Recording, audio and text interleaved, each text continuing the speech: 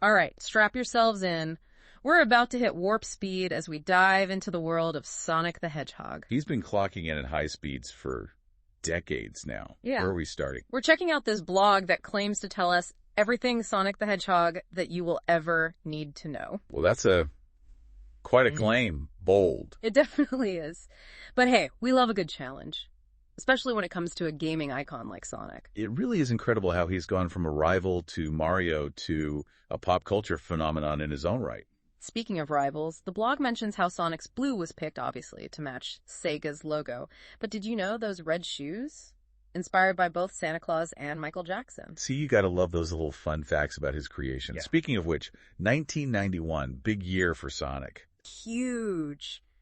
Sega Genesis, baby. This blog does a great job setting the scene.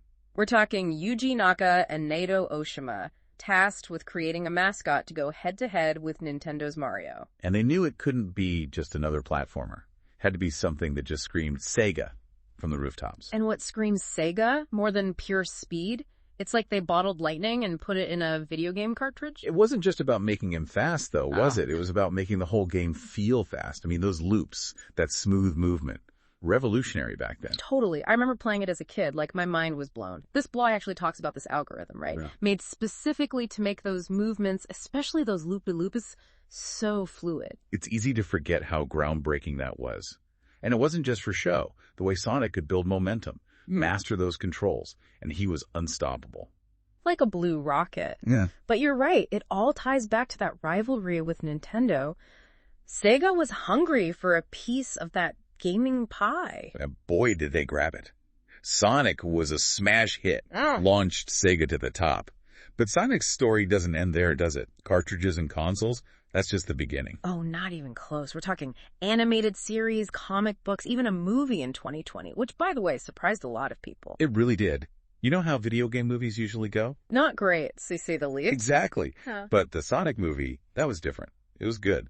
It was fun. I mean, even for people who weren't diehard fans, it had something for everyone. It captured that humor, Wow. that energy from the games. And you can't go wrong with Jim Carrey as Robotnik. Inspired casting. But this blog post also dives into the rest of Sonic's world. And his friends.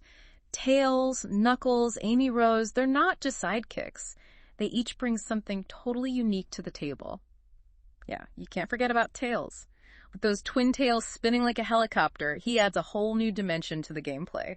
He really does. It's not just about having a cute sidekick. It's strategic.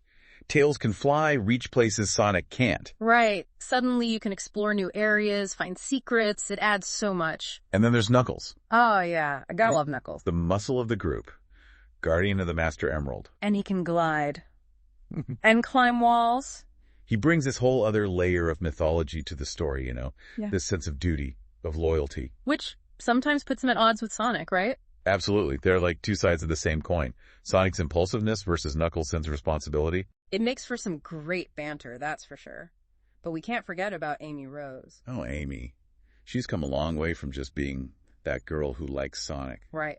She's a force to be reckoned with now, with that Pico hammer. I love how her character has developed. The blog even talks about it, how she's this symbol of determination, never gives up. Chases Sonic across dimensions, even. But it's great that the creators listened to the fans. They saw how much everyone loved Amy. And I let her evolve into this strong, independent character who can hold her own. It's fantastic. It really is, but it's not just about the core group, is it? This blog really gets into how massive Sonic's legacy is. It's pretty mind-blowing when you think about it. Decades of video games, multiple TV shows, comics, merchandise. The list goes on. And conventions, don't forget those. Oh, of course.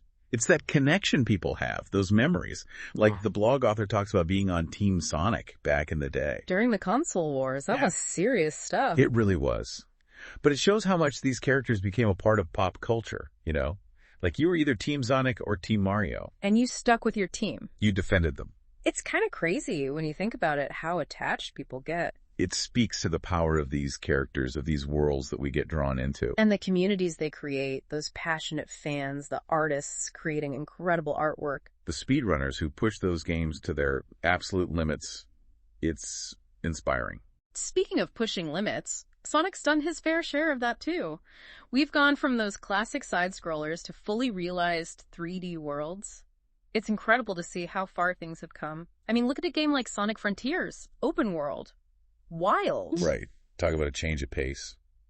But somehow, it still works. It just proves that Sonic can adapt. He's not afraid to try new things. But that speed, that's got to be the constant, right? It's in his DNA.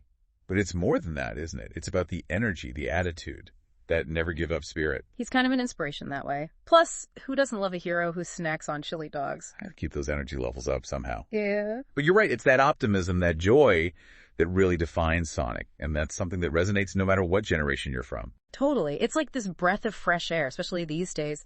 This blog really nailed it, talking about how his legacy is about more than just games. It's about the impact he's had. It's about the communities, the creativity, the memories. There's something really special about that. You know, something the author mentioned really got me thinking.